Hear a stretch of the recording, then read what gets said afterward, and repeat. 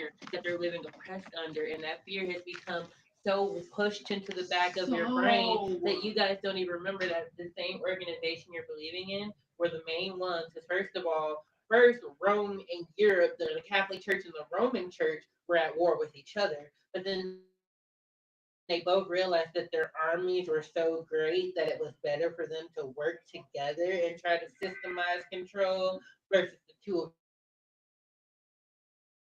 fighting each other. Literally went around the world, rolling up into everywhere. They rolled up into Africa, they rolled up into Africa, they rolled up into Spain. They literally wiped out indigenous tribes that used to exist on islands near Mexico and Puerto Rico. So why the hell would But we trust this Bible that they put it in your but face? y'all trust this, and the reason you don't remember is you trust it is because your ancestors, the generational trauma that you were walking around with, remembers the fear of one day y'all was living in peace, worshiping your gods, your goddesses, your ancestors, practicing your belief, passing along your religious spiritual stories, and then this man rode in on a horse with an army, slaughtered your people, and told the rest of you, like, hey, if you want to live, you have to believe this. If you want to live, you have to prescribe to this. And the second we catch you guys preaching anything else, we're going to come back and behead you again. Then years later, when we started to rise back up, they started the witch trials. Literally started the witch trials in which anyone who was trying to teach anything different, spread anything different, the herbs, the natural healing, the paganism rituals and things that people were trying to pass along, they literally started slaughtering them. And then told you guys, hey, if you want to live, remember, you have to believe this. Otherwise, we're going to accuse you of witchcraft, dump you in a lake, because that was one of the tests they did where they strapped you to a piece of wood, and then they shoved you underwater. And if by miraculous divine intervention you survived that, they then tied you to more wood and burned you at the stake. No wonder I have so many blockages that I'm clearing up with my power. You've been through some stuff. Mhm. And this trauma isn't because we all possess the Akashi records. Our ancestors that live within us, our spirit guides, our teachers, they remember all this stuff and they're Mm-hmm. constantly trying to remind us, hey, Mm-hmm. everything is not as it seems.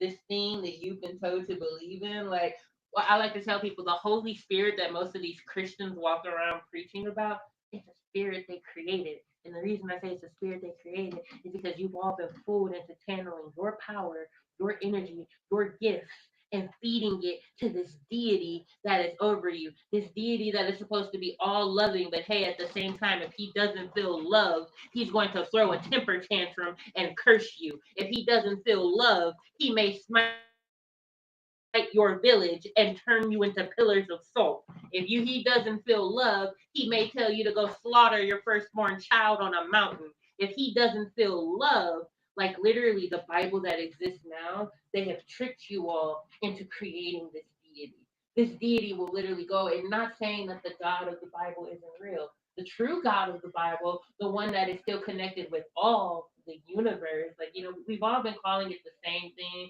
when we say the universe or the gods, the goddesses, Most the High, Most High, all, multiverse. yeah, Uh, we're all talking about the same one. being. That's the true being. But now you have these minor gods. Like I always tell people, like one of the shows I like to put people on is the show called American Gods. And I like to put people on the show of American Gods because literally the concept that producer is trying to teach you is, hey, what you channel your power into, what you channel your thoughts into, what you give your belief to, what you give your energy to, you are literally creating a deity. All you people who are collectively coming together and worshiping. The old gods are dying out, and the old gods are struggling to do what they're supposed to do in this place. These old spirits and Mm. old things that used to govern the world around us are struggling to do their jobs because you're no longer giving them the sacrament they need. You're no longer giving them the honor. You're no longer giving them the reverence. Like we leave offerings to our ancestors. There are different spirits that have existed in this place for a long time that we are supposed to pay homage to. That we are supposed to we're getting work that they do behind the scenes for us. We're no longer giving them our power. We're no longer giving them our thanks and the praise and the energy that they need to continue to do the job that they were sent here to do on our behalf. And instead, we've created all these new deities and we're giving them our power.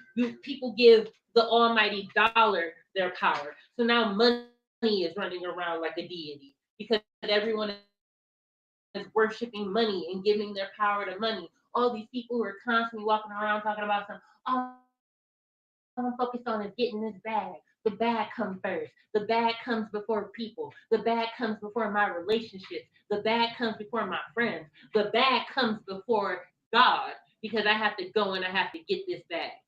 Well, now you literally created a God that's out here running around feeding off of you. But it don't come before your breath. And who give you your breath, God? Mm-hmm. Like I said, this new Bible that everyone's been tricked into believing, this Christian Bible that's now running around. You were all so busy channeling your power into it that you literally birthed a deity, and this deity has only gotten stronger century after century after century. Because what have the parents been doing? What have the ancestors that came before us been doing? Because they lived through that trauma and didn't know how to process it, for their survival, they told their kids, hey, believe in this. You have to believe in this. Just read it, prescribe it, believe in it. And then that generation went on and told their kids, hey, this is what we believe. This is what we give in. Then you guys started practicing the rituals. Then you guys started practicing the passages and the different things the Bible tells you you're supposed to do and how you're supposed to live. You started incorporating these practices. And now we're 8 and 9 generations later, and the universe is trying to wake us up, which is why most of the elders are looking at your generation, my generation, and the ones up under us. They're looking at us like we're all batshit crazy, and now they're trying to poison our minds. They're trying to cast a veil over us and tell us we're crazy, we're delusional, when really we're in tune with the real shit that everybody else is supposed to be in tune to. Literally, they're not even realizing the fact that the universe has incarnated these 3 generations that are walking around right now to wake you all up from the sleep that you've been put in from the trauma you lived through. You literally all got put to sleep when you lived through this trauma because all your body, like the body is a beautiful thing. It's always going to find a way to survive. So the way you survived was not physically, but you had to mentally find a new way to survive. You had to spiritually find a new way to survive. But now that it's time for us to wake up from this, you all want to fight against it because you're so ingrained in it, you're so indoctrinated in it that now you're doing what happened generations before, and you're literally crucifying, attacking, demonizing, and sometimes flat out trying to kill the people who are trying to wake you up from this because, oh, that's not the truth. That's not the truth. That's why I look at most of these Christians who walk around with all this fake hypocrisy and fake Christian love, but the next thing you know, oh, you're gossiping behind my back. You're spreading lies and slander behind my back. You're literally praying for my downfall. You're not even realizing it, but you're using your spoken word to cast spells and curses on me because, oh, you were literally saying you're sending your deity after me like a hitman when you walk around talking about some, oh, but don't worry, God gonna get you. God gonna fix you. And I'm like, you want to believe in this man who's literally going to curse me, hurt me, harm me, set me up for downfalls and things because I question, because I seek truth, because I seek actual knowledge, because I am not complacent and blindly believing like the generations that came before me who just decide to, okay, I believe this. Inside it don't feel right, but you know what? I'm gonna believe what you tell me that my inside is wrong. You have all been taught to literally distrust your own intuition. Literally, when they rewrote the passage, because the original passage did not say trust in the Lord with all thy heart and lean not to thy own understanding. That original passage told you to work in tandem with your own understanding because your own understanding was coming from the all, the God that is both inside you and outside you, working in harmony with you. But literally, they rewrote the passage and told you not to trust yourself, not to listen to yourself. That if your inner voice ever did question or bring up some type of pause, oh, just go back to this book. Just read this book. Here are certain passages you're supposed to read when you experience this. And all these passages that they tell you to go read in the Bible when you're experiencing pause, when you have questions, when you have doubt, when you have uncertainty. All these passages that they're telling you to go read are passages that were literally rewritten to tell you to not trust your intuition, but instead seek outside of you, seek above you, trust outside of you. We are now taught to trust the collective belief more than our own internal belief. And it's fucked up. Now you got people walking around here unsure. Now you got all these new mental health diagnoses that exist. You all literally created this because you forced these beautiful beings that were born here to wake up and change and shake this place up and get this place back on track. You literally took our minds and started tampering with them and toying with them and trying to rewrite them.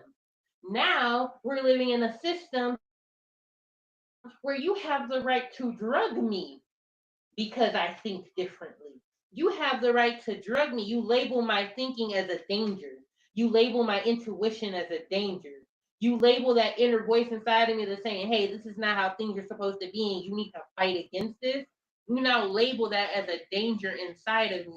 You created a law system, a court system, a governing body that has the right to take away my own self autonomy, my own self rights, my own self governing, and force me to live how you want to live. And that's why we should all go sovereign. Like literally, we're the two places that you put people who don't want to fall in line with the orders you're creating. You either send them to a maximum security prison, which is just your modern slave force, the way you rework slavery, or you send the ones who are, hey, they're not really breaking the law, but at the same time, their thinking and their minds and their patterns and their beliefs are still a danger to the system. So you stick them in a mental them.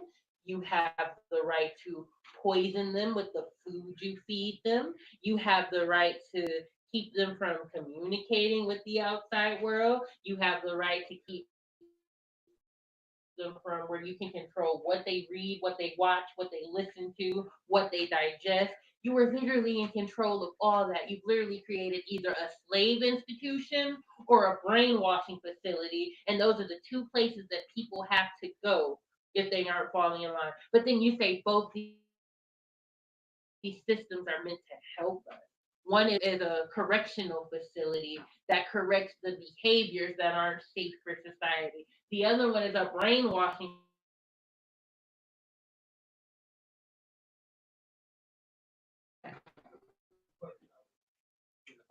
I'm gonna get ready to go too. Okay.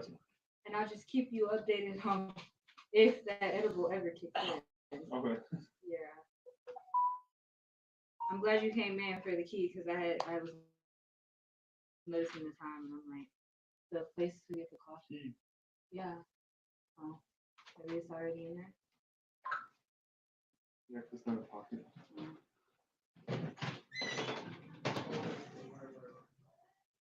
You follow me on Instagram? Mm-hmm. When you go, you go. And I love it. It's nice. Muffins.